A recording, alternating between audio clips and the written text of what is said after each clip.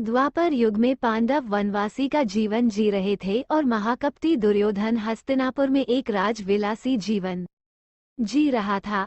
एक दिन महर्षि दुर्वासा अपने शिष्यों के साथ हस्तिनापुर अतिथि बनकर पधारे थे। दुर्योधन ने काफी अच्छे तरह से उनका आतिथ्य किया।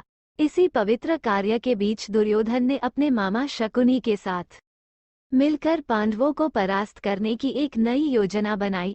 जब महर्षि दुर्वासा ने कहा कि हम अब भोजन करेंगे, तब दुर्योधन बोला कि ऋषियों को भोजन कराना तो एक महापुण्य का कार्य है, लेकिन महर्षि दुर्वासा, मैं आपसे अनुरोध करता हूँ कि इस महापुण्य को प्राप्त करने का अवसर मैं अपने बड़े भ्राता युधिष्ठिर को देना चाहूंगा। इतना कहकर दुर्योधन ने महर्षि दुर्वासा और उनके शिष्यों को नजदीक के वन में बसे युधिष्ठिर की कुटिया में भोजन करने के लिए भेज दिया, क्योंकि वो जानता था कि दोपहर के उस समय पांडव द्रौपदी सहित खाना खा चुके होंगे और कुटिया में अन्न शेष नहीं होगा।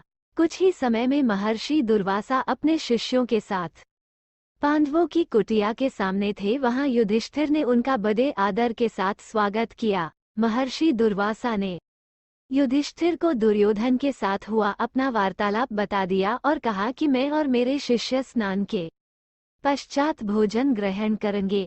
इतना कहकर वो सभी ऋषिगण स्नान करने के लिए नदी पर पहुंच गए। धर्मराज युधिष्ठिर ने यह बात तुरंत जाकर द्रौपदी को बताई। द्रौपदी ने कहा, इस वक्त तो हमारे पास कुछ भी भोजन शेष नहीं है। द्रौपदी का दिल ये सोचकर घबराने लगा, अगर ऋषियों को भोजन नहीं कराया तो उन्हें महर्षि दुर्वासा के क्रोध और श्राप का पात्र बनना पड़ेगा। उस कठिन घड़ी में द्रौपदी अपने मित्र सखा कृष्ण को याद करने लगी। उसी वक्त लीलाधर कृष्ण ने द्रौपदी की कुटिया के अंदर प्रवेश किया। उन्हें देखते ही द्रौपदी उनके पास दौड़ती हुई गई और उन्हें अभिवादन करके अपनी समस्या बताने लगी। कृष्ण ने कहा, द्रौपदी, तुम्हारी समस्या को कुछ समय के लिए भूल जाओ और सबसे पहले मुझे कुछ खाने को दो। मुझे बड़ी जोरों की भूख लगी है।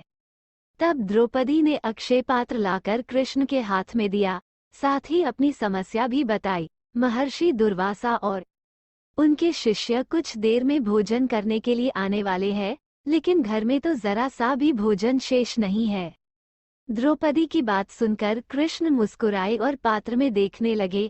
उस पात्र में चावल का सिर्फ एक दाना बचा था। वो देखकर भगवान कृष्ण बोले, ये क्या, इसमें तो बहुत खाना